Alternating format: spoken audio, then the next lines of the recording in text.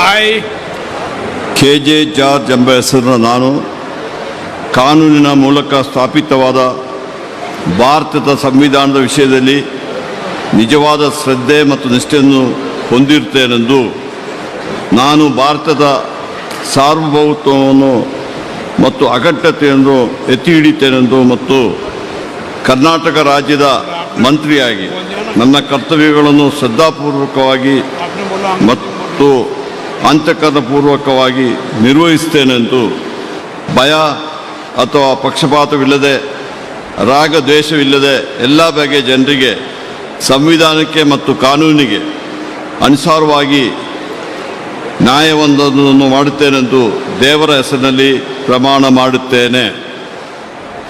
ನಾನು KJ. George ಎಂಬ ಹೆಸರಿನ ನಾನು ಕರ್ನಾಟಕ ರಾಜ್ಯದ ಮಂತ್ರಿಯಾಗಿ ನನ್ನ ಪರ್ಯಾಲೋಚನೆಗೆ ತರಲಾಗುವ ಅಥವಾ ನನಗೆ ತಿಳಿದು ಬರುವ ಯಾವುದೇ ವಿಷಯವನ್ನು ರಾಜ್ಯದ ಮಂತ್ರಿಯಾಗಿ ನನ್ನ ಕರ್ತವ್ಯಗಳ ಯುಕ್ತ ನಿರ್ವಹಣೆಗೆ ಅಗತ್ಯವಾಗಬಹುದಾದ ಸಂದರ್ಭದಲ್ಲದೆ ಅನ್ಯಥಾ ಯಾರೇ ವ್ಯಕ್ತಿಗೆ ಅಥವಾ ವ್ಯಕ್ತಿಗಳಿಗೆ ಪ್ರತ್ಯಕ್ಷವಾಗಿ ಅಥವಾ ಪರೋಕ್ಷವಾಗಿ ತಿಳಿಸುವುದಿಲ್ಲ ಅಥವಾ ಬಹಿರಂಗಪಡಿಸುವುದಿಲ್ಲ ಎಂದು ದೇವರ ಹೆಸರಿನಲ್ಲಿ ಪ್ರಮಾಣ ಮಾಡುತ್ತೇನೆ.